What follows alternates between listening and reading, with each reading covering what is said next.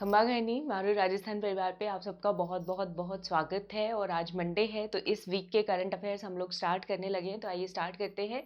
जितने भी एमआरपीएन फैमिली का मेंबर्स अभी तक जिन्होंने भी सब्सक्राइब नहीं किया है चैनल को सब्सक्राइब कर ले, क्योंकि बहुत सारे वीडियोस आने वाले हैं और वो नए नए वीडियोस आपको नोटिफिकेशन मिलता रहे उनका टाइमली और आप सारे वीडियोस देख पाएँ। ठीक है, चलिए शुरुआत करते हैं आज की मोटिवेशनल कोट से।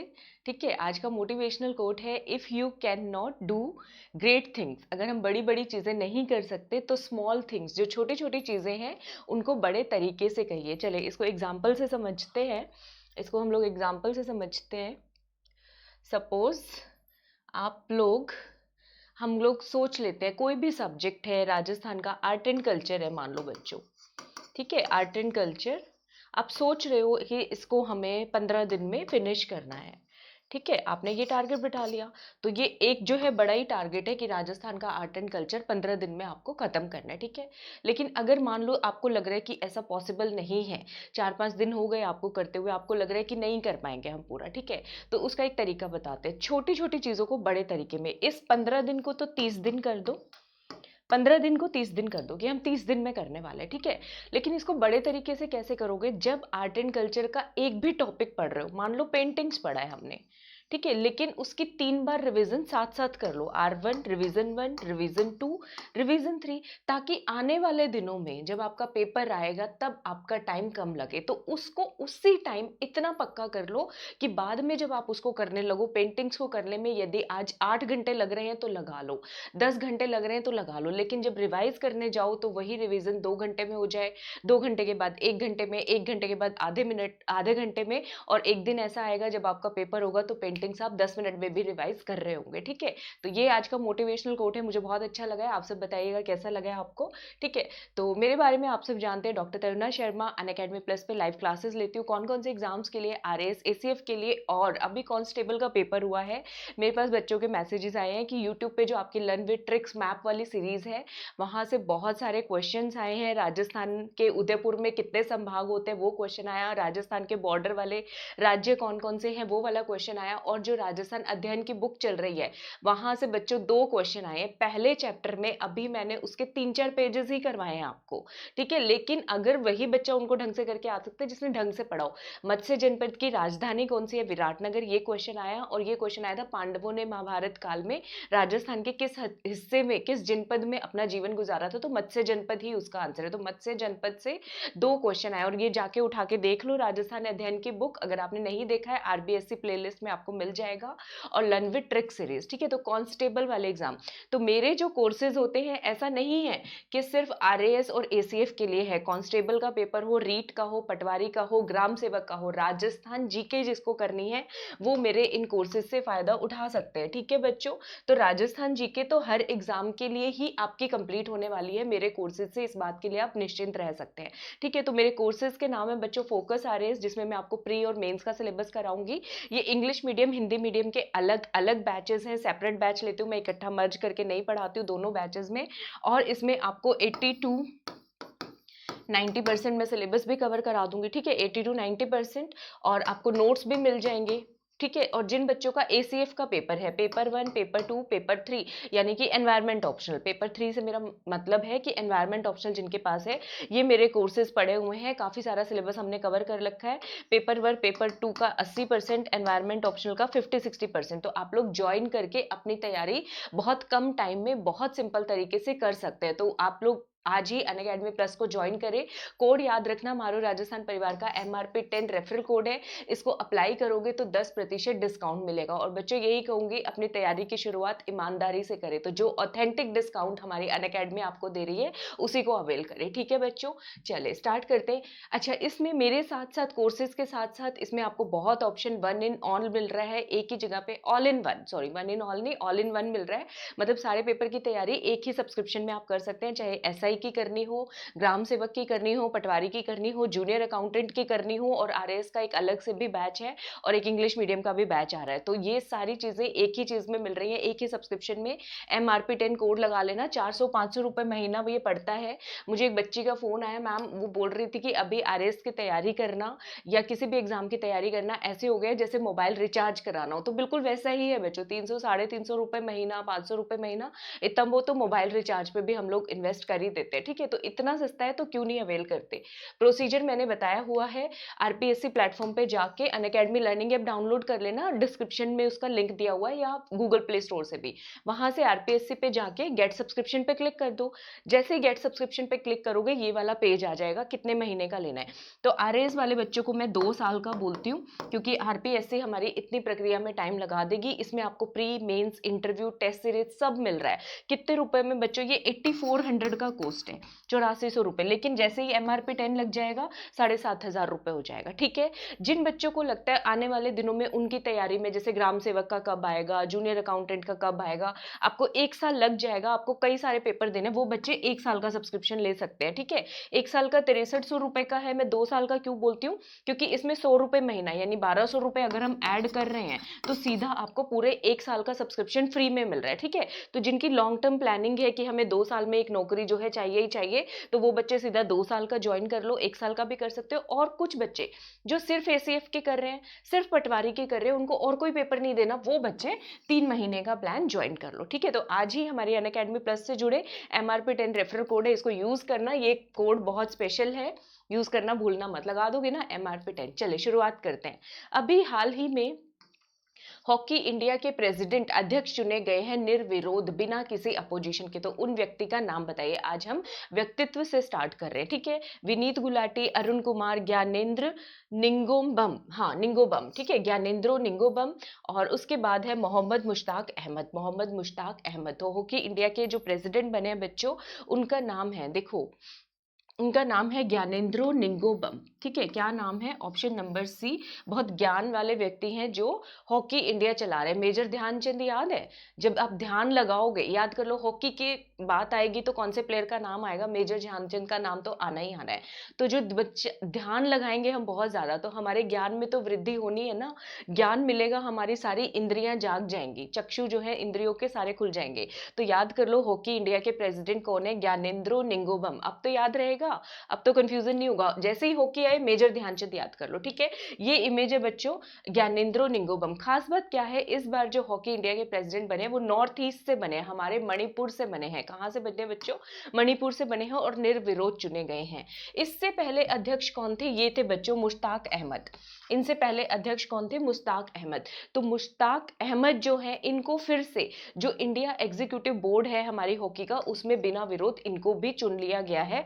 तो ये अभी सीनियर वाइस प्रेसिडेंट की पोस्ट पे हैं। ठीक है, ये याद रख लेना। हॉकी इंडिया के बारे में जानते हैं, कब बनी थी हॉकी इंडिया, बनी थी बच्चों 20 मई 2009 को। तो बस इतना याद कर लो, 2009 में बनी थी। ऐसे याद कर लो, 9 हॉकी से खेल रहे हैं, याद करने के लिए बता रही हूँ बस मैं।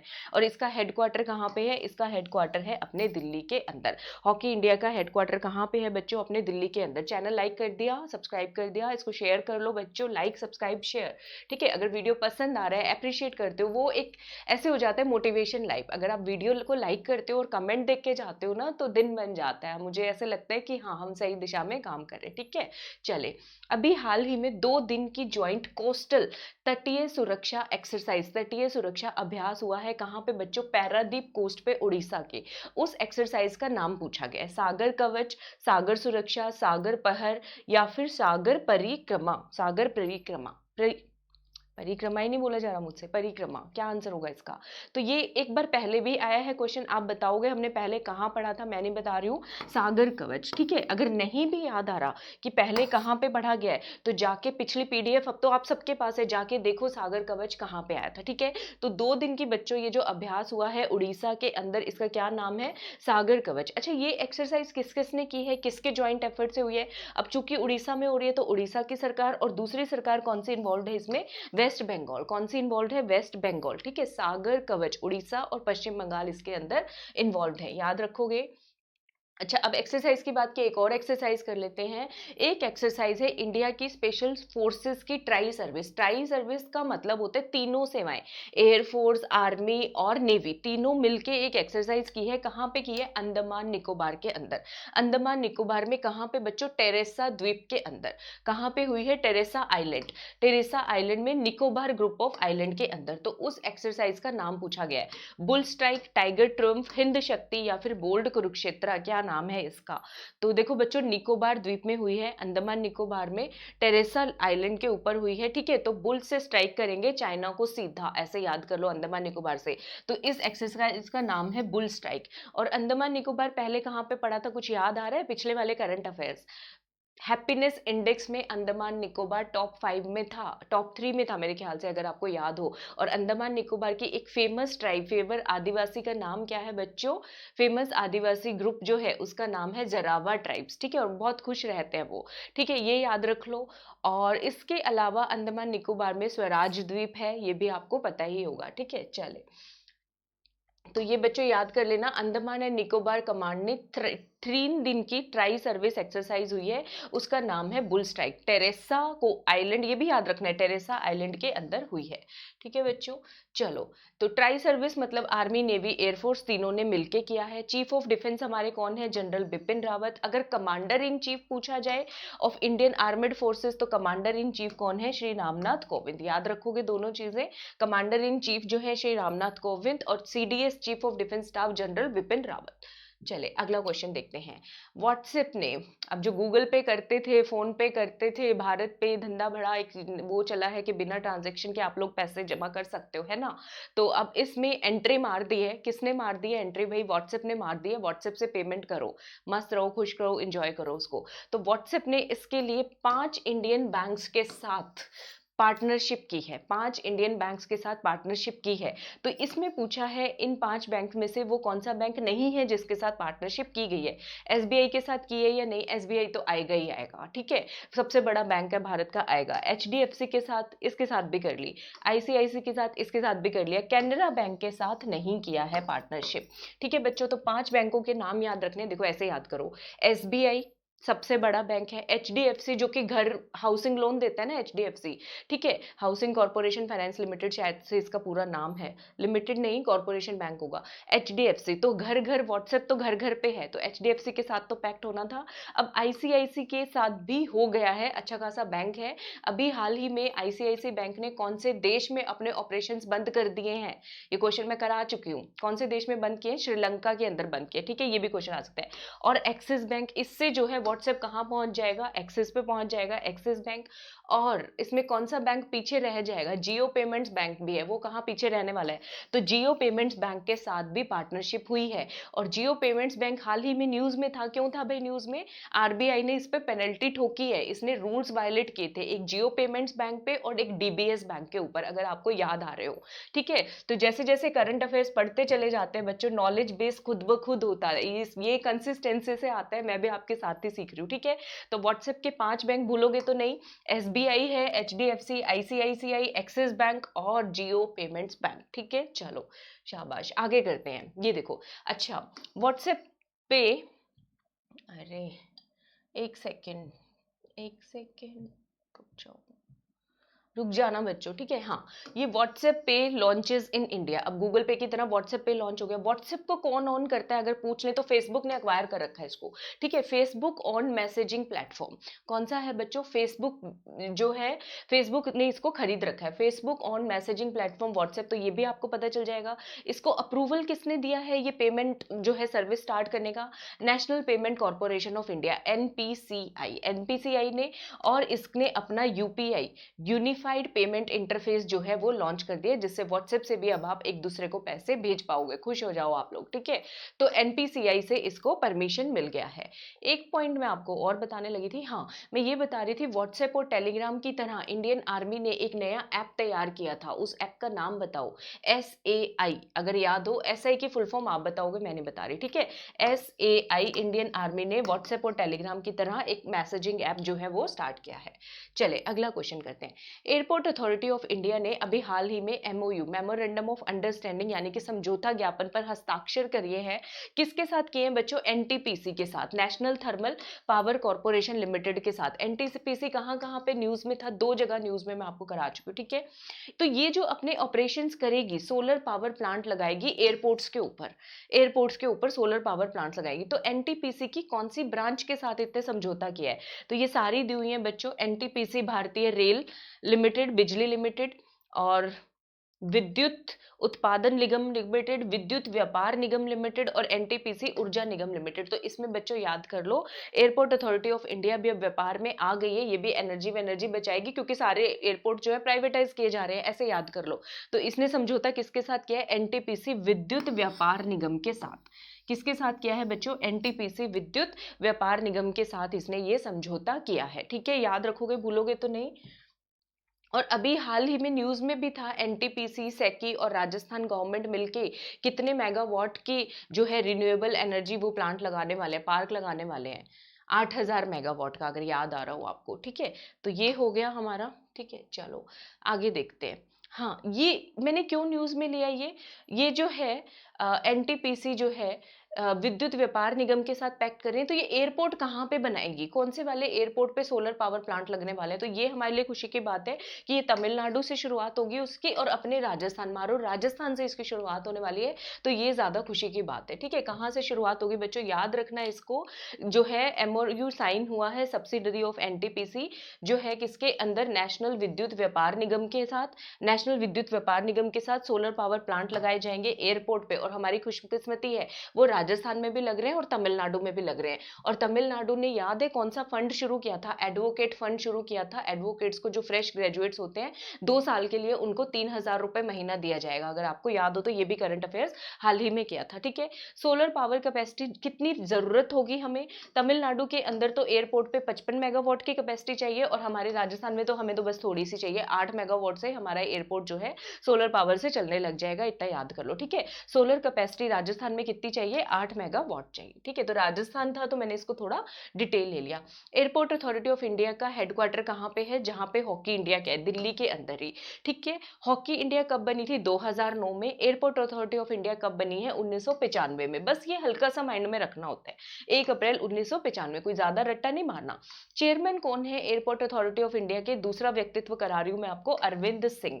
अरविंद सिंह, इनसे पहले ज्ञानेंद्र निम्बोगो किए हैं, जो कि हॉकी इंडिया के प्रेसिडेंट बने। दूसरा हम कर रहे हैं अरविंद सिंह, एएआई के जो चेयरमैन है। याद तो हो रहा है ना सबको? जल्दी जल्दी तो नहीं लग रहा, ठीक है, बता देना मुझे।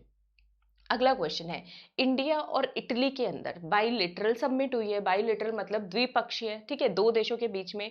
हमारी साइड से किसने अटेंड की? हमारे प्रधानमंत्री श्री नरेंद्र मोदी जी ने। वर्चुअली हुई है, वही दूर दूर से ऑनलाइन। और दूसरी हुई है इटली के प्रधानमंत्री जी के बीच में। इटली के प्रधानमंत्री का नाम पूछा गया है, क्या है? एर्निको लेटा, मैटेओ रेंजी, पाओलो जेंटिलोनी और ग्यूस्प कॉन्टे। ग्यूस्प कॉन्टे, हाँ बताओ बताओ इसका क्या आंसर होगा? तो इसका आंसर होगा सब, जो है इटली क्यों फेमस है भाई, सब बताओ। सबको पता है इटली में क्या करते हैं। इंडिया की जितनी भी महान पर्सनैलिटी है, जैसे विराट कोहली और भी बहुत सारे, मुझे अभी एक वहां पे जाके क्या करते हैं? शादी करते हैं, ठीक है। तो इटली में जाके जब लोग शादी करते हैं, गूज बम्स तो आ जाएंगे ना, मतलब खुशी होगा वो बंदा, इंसान जो वहां पे जाके शादी करेगा। वैसे तो कोई फर्क नहीं पड़ता, कहीं पे भी कर लो, ठीक है। तो गूज बम से याद कर लो बच्चों, ग्यूस कॉन्टे, ठीक है। हमें तो याद करने से मतलब है, कुछ भी निमोनिक बना के हम याद कर लेंगे बस इसको। इटली में जाते हैं लोग शादी करने के लिए, उनको गूजबम्स आ जाते हैं, खुश हो जाते हैं बड़ा, और उनके रिश्तेदार भी। तो गूजबम्स से ग्यूस्प कॉन्टे, ठीक है, ये याद हो गया। तो कौन है इटली के प्रधानमंत्री? ग्यूस्प कॉन्टे, ये याद कर लो, ठीक है। ये बाइलेटरल समिट कब हुई है? 6 नवंबर 2020 को हुई है। 15 एमओयू, 15 समझौता ज्ञापन पे हमने हस्ताक्षर किए, अलग अलग एरियाज में, एनर्जी में, फिशरी में, मत्स्य पालन के अंदर, शिप बिल्डिंग, जहाज बनाने में, डिजाइनिंग के अंदर।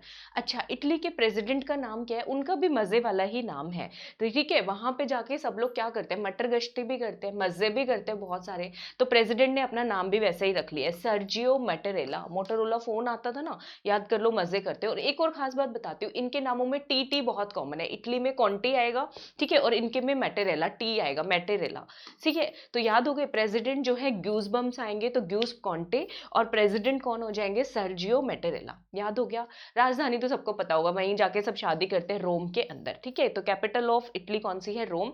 इटली की करेंसी कौन सी है, इटली यूरोप में आता है तो इटली की करेंसी यूरो है। कल लास्ट क्लास में हमने फिलीपींस की करेंसी की थी, फिलीपींस की करेंसी कौन सी की थी, राजधानी मनीला की थी, करेंसी की थी पीसो, अगर याद हो, फिलीपींस पीसो, ठीक है। और इटली की करेंसी कौन सी है बच्चों, यूरो है, ठीक है। ये जीके बेस आपका बढ़ता चला जाएगा अगर हम ऐसे करंट अफेयर करेंगे। अभी हाल ही में चौथी हाई लेवल मीटिंग की है भारत और ओपेक देशों की, ठीक है। ओपेक को क्या है, organization of petroleum exporting countries, जो लोग जो हैं ये पेट्रोल को विदेशों में बेचते हैं ना, उनका एक ग्रुप है, समूह है, तो वो मीटिंग हुई है। तो हमारी तरफ से ये इंडिया की तरफ से इंडिया ओपेक डायलॉग जो मीटिंग हुआ है, किसने अटेंड किया है, तो ये अटेंड किया है बच्चों रविशंकर प्रसाद जी ने, सुब्रमण्यम जयशंकर, एस जयशंकर, श्री धर्मेंद्र प्रधान या फिर अमित शाह जी ने, किसने किया है।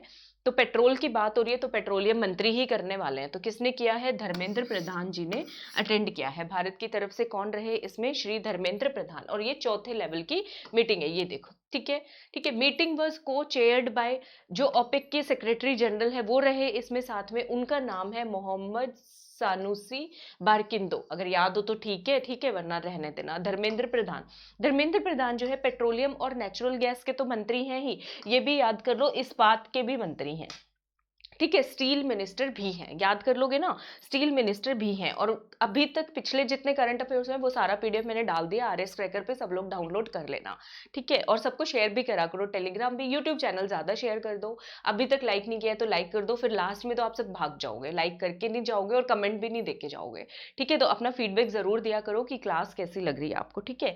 चलिए एला, अच्छा ये जो है बच्चों याद कर लेना, चौथी मीटिंग है, तो कायदे से तो 2020 चल रहा है, तो पहली 16 में होनी चाहिए, 16 17 18, लेकिन ये जो पहली मीटिंग हुई थी वो 2015 में हुई थी, ये आप याद कर लेना। अभी चौथे नंबर की है, पहली कब हुई थी, 2015 में हुई थी। अच्छा, अच्छा ये बच्चों इटली देखना है ना, इंडिया इटली का डायलॉग हुआ है अभी हाल ही में, है ना। इटली के प्रेसिडेंट कर लिए, प्राइम मिनिस्टर कर लिए, तो ये इटली है कहाँ जहाँ पे लोग इतना घूमने घूमने जाते हैं, नजर तो डाल ले, हम नहीं जा सकते वो छोड़ दो, कोई बात नहीं, हमें जाना भी नहीं है, ठीक है, लेकिन हम मैप में तो देख ही सकते हैं कहाँ पे। अभी याद है थोड़े दिन पहले हमने किया था, फ्रांस और स्पेन में एक कंट्री है छोटा सा जो IMF का मेंबर बना है, याद है, अंडोरा, याद है, वो अंडोरा करवा गया था मैंने आपको। और कौन से नंबर का मेंबर बना है, 190 नंबर का मेंबर बना है अंडोरा, याद तो होगा। तो बस उसके बराबर में ही है, ये देखो स्विट्जरलैंड, भाई स्विट्जरलैंड भी सबका मन करता है घूमने का, तो इटली पड़ेगा हमारा इधर, ये है इटली, हमारा नहीं उनका ही है, इटली वालों का ही है भाई, ठीक है। तो दिस इज इटली, दिख रहा है आप बच्चों को, दिख रहा है, ये है इटली।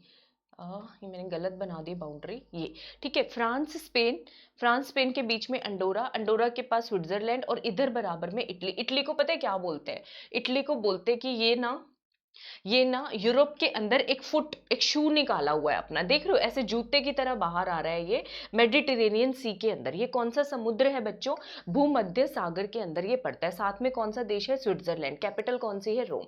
तो ये हमारा इटली है, इतना ही करना है, ऐसे समझ नहीं आएगा। यहाँ ध्यान से देखते हैं, ये फ्रांस और स्पेन के बीच में अंडोरा, ठीक है, ये ऊपर स्विट्जरलैंड, ठीक है, अगर इटली जाओ तो स्विट्जरलैंड भी चले ही जाना साथ में, ठीक है। और ये ऑस्ट्रिया, ऑस्ट्रिया की राजधानी कौन सी है, वियना, ठीक है। और यहाँ पे अभी पता है ना टेररिस्ट अटैक्स भी हुए हैं ऑस्ट्रिया के अंदर, फ्रांस ने कहा है हम एक साथ है लड़ेंगे, ठीक है। इटली, इटली के साथ में है स्लोवाकिया, ठीक है। दूसरा कंट्री कौन सा है, स्लोवाकिया या स्लोवीनिया होगा, ठीक है। और एक है सार्डिनिया, इधर आइलैंड के अंदर मेडिटेरेनियन सी में ये। और इटली के साथ आइलैंड छोटा सा और कौन सा है, सिसिली, देख रहे हो, सिसिली। और ये पूरा सी कौन सा है बच्चों, मेडिटेरेनियन सी। तो इटली एक तरह से क्या पड़ता है, समुद्र के अंदर पड़ता है, मेडिटेरेनियन सी। दोनों साथ साथ में कौन से समुद्र लगते हैं ये भी याद कर लो, इटली के साथ रखता है एड्रियाटिक सी। और एड्रियाटिक में देखो टी बताया मैंने, इटली में अक्षर पकड़ लो, अल्फाबेट टी कॉमन है, प्रेसिडेंट का नाम हो, प्राइम मिनिस्टर का नाम हो, टी आएगा। और यहाँ तक कि समुद्रों के नाम में भी टी है, एड्रियाटिक टी दिख रहा है ना यहाँ पे। और इस साइड जो समुद्र है वो है टेरिनियन सी, वो कौन सा है, टेरिनियन। और ये सारा क्या है बच्चों, भूमध्य सागर है, ये सारा क्या है, भूमध्य सागर। अब इटली कभी नहीं भूलोगे, याद रहेगा ना, ठीक है। चलो ये देखो मैंने यहाँ पर फिर से ले लिया है टेरिनियन सी, ये आपका टेरिनियन सी, ये एड्रियाटिक सी और ये सारा भूमध्य सागर, ठीक है। इटली के नीचे यहाँ पे ये सिसिली हो गया, ऊपर स्विट्जरलैंड हो गया, इधर फ्रांस के साथ इसका बॉर्डर हो गया, ऑस्ट्रिया हो गया, स्लोवेनिया, मैं बोल रही थी ना स्लोवेनिया है, ये रहा स्लोवेनिया, ठीक है, हो गया। हाँ, इतना काफी है हमें करना, इटली के बारे में इतना बहुत जान लिया। चलो अगला क्वेश्चन करते हैं। अच्छा, ओपेक के बारे में थोड़ा सा जान लेते हैं। ओपेक बच्चों बनी थी 1960 के अंदर, 1960 में 5 इसके फाउंडिंग मेंबर्स थे। अच्छा, ये बनी कहाँ पे थी? ये बनी थी बगदाद, इराक के अंदर, ठीक है। बनी की कहाँ पे? इराक, बगदाद के अंदर बनी थी। 5 कंट्रीज, ये यूपीएससी में आते हैं ऐसे क्वेश्चन, तो मुझे थोड़ा सा पता है, आरएस में भी आएंगे तो मैं करवा देती हूँ आपको साथ साथ, ठीक है, ताकि आपको फिर खुद इंटरनेट पे सर्च नहीं करना पड़ेगा। 5 देशों ने बनाई थी। 5 कौन कौन से देश हैं? ईरान, इराक, कुवैत, क आएगा इसमें, ठीक है, सऊदी अरेबिया और वेनेजुएला, इन 5 मेंबर्स ने बनाई थी। इनको हम फाउंडर मेंबर्स ऑफ ऑर्गेनाइजेशन बनते हैं। और भी जो मतलब विद इन 1-2 साल आते गए ना, नए नए नए जुड़ते गए मेंबर, जैसे ये 60 में तो 5 देशों ने बनाई, उसके बाद कोई 62 में ज्वाइन कर लिया, किसी ने 63 में ज्वाइन कर लिया, उनको भी ये फाउंडिंग मेंबर्स ही बोलते हैं। और बाकी जो लेट जुड़े हैं उनको ये मेंबर कंट्रीज बोलते हैं। तो ये फाउंडिंग मेंबर्स और मेंबर कंट्रीज ओपेक के अलग अलग बोलते हैं अपने आप को, ठीक है। 5 देश तो याद रखोगे, ईरान, इराक, सऊदी अरेबिया, और कौन सा है? कुवैत है बच्चों, और वेनेजुएला, ठीक है, कुवैत, वेनेजुएला। ठीक है। अच्छा, इसकी खास बात क्या है? ये बनी कहाँ पर थी? इराक, बगदाद के अंदर बनी थी। इसका हेडक्वार्टर कहाँ पर है? वियना, ऑस्ट्रिया के अंदर। इसका हेडक्वार्टर देखो कहाँ पे है, कहाँ पे? उसके पड़ोसी देश में, इसके इटली के पड़ोसी देश ऑस्ट्रिया, वियना के अंदर। तो ये याद रखना, बिल्कुल अलग सा क्वेश्चन है। अभी इसमें कुछ मेंबर्स क्या है बच्चे, कभी ज्वाइन करते रहते हैं, कभी छोड़ते रहते हैं। इंडोनेशिया का यही हाल है, इक्वेडर का यही हाल है, कभी आ गए कभी चले गए। तो करंट स्टेटस क्या है, ये मैंने ओपेक के साइट पे देखा है। 13 मेंबर कंट्रीज है इसके। कौन कौन से मेंबर कंट्रीज है बच्चों? 13 मेंबर कंट्रीज है, ठीक है। एक बच्चों कुछ जो है ओपेक और कुछ नॉन ओपेक देशों ने मिलकर एक नया अपना शुरू किया है vision, OPEC plus. OPEC plus में नॉन ओपेक कंट्रीज होते हैं, वही कच्चे तेल को लेकर ये अपना डिस्कशन करते रहते हैं, प्राइस इससे ज्यादा नहीं रखेंगे, इससे कम नहीं रखेंगे, ठीक है। बेसिकली इनका मकसद होता है कि एक बेसिक प्राइस आ जाए, जो पूरे आप सभी देशों का, खाड़ी देशों का एक नेटवर्क बन जाएगा ना, तो उससे कम पे तो हमारा तेल बिकेगा ही नहीं। तो वैसा ये करते रहते हैं, ठीक है। ओपेक प्लस में बड़े नए नए कंट्रीज हैं। अजेरबैजान, अजेरबैजान और अर्मीनिया की जो लड़ाई लग रही है, मैंने आपको दिखाया था, फ्रांस और स्पेन के बिल्कुल उस साइड पे पड़ते हैं। अजेरबैजान की राजधानी क्या थी? बाकू, हमने क्या था। फिर बहरीन, ब्रूनी, कजाकिस्तान किसका पार्ट है? सेंट्रल एशियन कंट्रीज का। 5 देश याद करवाए थे सेंट्रल एशिया के, कजाकिस्तान, किर्गिस्तान, कुट्टी वर्ड याद करवाया था, तुर्कमेनिस्तान, ताजिकिस्तान और उज्बेकिस्तान। और कैस्पियन सी को कौन सा देश बॉर्डर नहीं करता है? उज्बेकिस्तान बॉर्डर नहीं करता है, ठीक है बच्चों। Malaysia, Mexico, Oman, Russia, South Sudan और सूडान। तो इसमें कौन कौन से? ये ओपेक प्लस कंट्रीज है, ओपेक का पार्ट नहीं है ये, मतलब कि अलग है, ठीक है। पार्ट तो है खैर, पर अलग ही है। Azerbaijan, Bahrain, Kazakhstan, Brunei, Malaysia, Mexico, Oman, Russia, South Sudan and Sudan, ठीक है बच्चों, ये है। अच्छा, अब ये फाउंडिंग मेंबर्स देख लेते हैं, founding members of OPEC country, क्योंकि जब तक हम देखेंगे नहीं तब तक याद नहीं होगा। पहले तो 5 देश करते हैं, पहले तो 5 देश करते हैं जिन्होंने 1960 में बनाया। तो 1960 के बच्चों ये देश है, इराक, ईरान हो गया, कुवैत हो गया, सऊदी अरेबिया हो गया और वेनेजुएला। बाकी सबको भी ये फाउंडिंग मेंबर्स बनते हैं, भले इन्होंने बाद में किया, जैसे कतर ने 1961 में कर लिया, अब कतर इसका मेंबर नहीं है, ठीक है। अल्जीरिया ने 1969 में कर लिया, लिबिया ने 1962 में, नाइजीरिया ने 1962 में, और यूएई ने 1967 में। तो आप सिर्फ 5 फाउंडिंग मेंबर्स याद कर लो, उतना मेरे ख्याल से काफी रहेगा। तो 2 तो आई से नाम आएंगे, ईरान, इराक, कुवैत, ये छुटकू सा कुवैत है, UAE, UAE is not the founding member, Saudi Arabia, ठीक है, सऊदी अरेबिया। और एक जो है बच्चों इधर आएगा इससे साउथ अमेरिका से, वेनेजुएला, वेनेजुएला, ठीक है। तो 5 फाउंडिंग मेंबर्स याद हो गए ना, Iran, Iraq, Kuwait, Saudi Arabia और वेनेजुएला। बाकी सबने बाद में ज्वाइन किया, लेकिन ये भी फाउंडिंग मेंबर्स में ही आते हैं, जिन्होंने 1969 तक ज्वाइन किया है। इंडोनेशिया भी फाउंडिंग मेंबर्स में ये लोग काउंट करते हैं उसको, ठीक है। तो ये हो गया। अभी प्रेजेंटली कौन कौन से 13 देश है वो देख लेते हैं।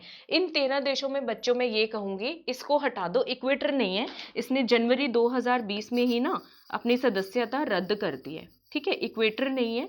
बाकी ये सारे 13 मेंबर्स यूं के यूं हैं। तो फिर से याद करें तो ये खाड़ी देश याद कर लो, Iraq, Iran, Saudi Arabia, Kuwait, ये 4 तो फाउंडिंग मेंबर्स। ये एक यूएई नया जोड़ लो जो कि अभी भी मेंबर है, यूएई जो है अभी भी मेंबर है, समझ आ रहा है ना आपको, ठीक है। उसके बाद वेनेजुएला तो अभी भी है, ये फाउंडिंग मेंबर्स हो गए। उसके अलावा अल्जीरिया, लिबिया, ठीक है, अफ्रीका कंट्रीज देख लो, अल्जीरिया, लिबिया, नाइजीरिया, गिनिया और गेबन। तो जी जी जी आएगा, नाइजीरिया, गिनिया, गेबन, कॉन्गो और अंगोला।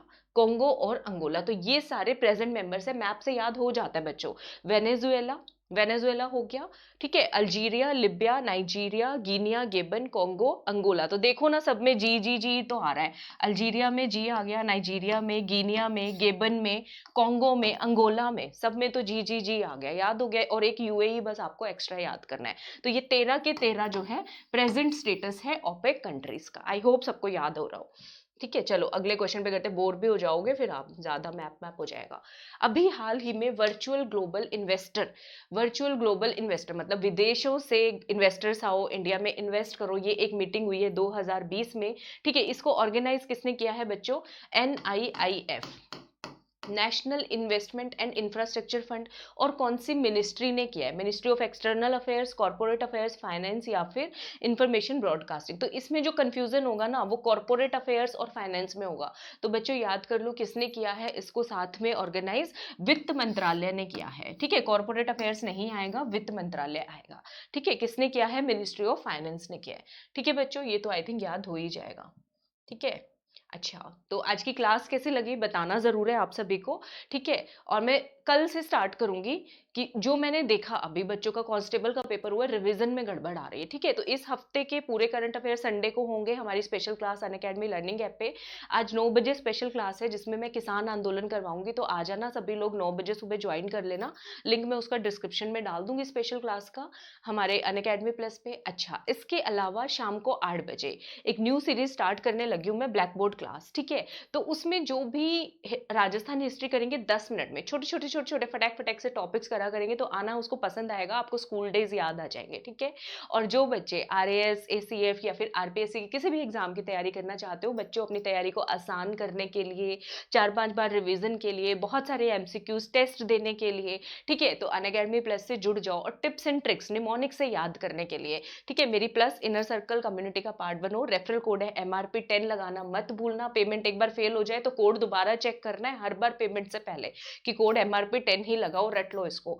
ठीक है बच्चों, और फेसबुक पेज है RAS क्रैकर, टेलीग्राम भी यही चैनल है, इसको ज्वाइन कर लो आप लोग। ये मेरा कॉन्टेक्ट नंबर है, कोई बात बात पूछनी हो पूछ लेना।